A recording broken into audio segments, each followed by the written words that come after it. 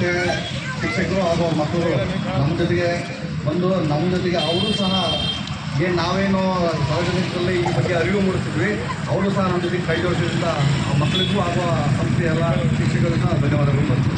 Thank you sir. ಧನ್ಯವಾದಗಳು sir. 20 ವರ್ಷ ನಿಮ್ಮ ಹೆಸರೇನು?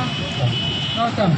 ಈಗ ರಸ್ತೆಯಲ್ಲಿ ಬರ್ಬೇಕಾದ್ರೆ ನಿಧಾನಕ್ಕೆ ಬರಬೇಕು ಅಂತ ಗೊತ್ತಾಯ್ತೀನಿ, ಗೊತ್ತಾಯ್ತಾ ಗೊತ್ತಿಲ್ಲ ಮತ್ತು ಆದಷ್ಟು ಬೇಡ ಬಂದು ಇಬ್ಬರದಿರಿ, ಒಬ್ಬರು ಹೆಲ್ಮೆಟ್ ಹಾಕಿದ್ದೀರಾ?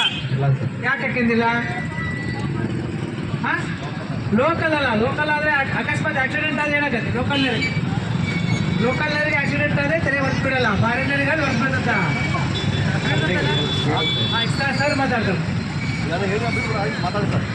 ಇನ್ಮೇಲಿಂದ ನಾಳೆಯಿಂದ ಇವತ್ತು ಕೇಸ್ ಹಾಕ್ಬೇಕಾ? ಕೇಸ್ ಹಾಕ್ಬೇಕಾ ಹಾಕ್ಬಾರ್ದ? ಬೇಡ ಬೇಡ ಅಂದ್ರೆ ಏನು ಮಾಡ್ಬೇಕು ನೀವು?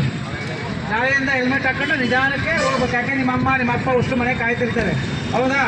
ಈಗ ನೀವು ಪೇಪರಲ್ಲಿ ನ್ಯೂಸಲ್ಲೆಲ್ಲ ನೋಡ್ತಿರ್ತೀರಲ್ವಾ, ಎಷ್ಟು ಅಪಘಾತಗಳಾಗಿ ಸಾವು ನೋವುಗಳಾಗಿರ್ತಾವೆ. ದಯಮಾಡಿ ರಸ್ತೆ ನಿಯಮಗಳನ್ನು ಪಾಲಿಸ್ಬೇಕು. ನಂಟಿಸ್ಕ ನೀವು ನಂಟಿಸ್ಕ ಐತೆ ಮಕ್ಕಳು ಇಂಗ್ಲೀಷ್ ಹಾಕೊಂಡ್ರಿ, ಮಕ್ಕಳು ಬೈಕೆಲ್ಲ ಓಡಾಡ್ತಿರ್ತಾರೆ. ಏನೇ ಮಾಡ್ಕೊಳ್ತಾ ಇದ್ದೇವೆ. ಎಲ್ಲರಿಗೂ ಧನ್ಯವಾದ. ಹೋಗ್ರಿ, ಹೋದರಲ್ಲೇ ಹೋಗ್ರಿ ಸರ್.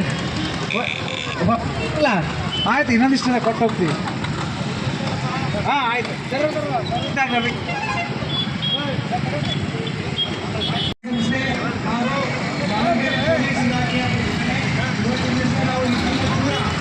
ರಸ್ತೆ ಸುರಕ್ಷತಾ ಮಾತಾಡ್ತೇವೆ ಅಂತ ಮಾತಾಡಿದ್ದೀವಿ.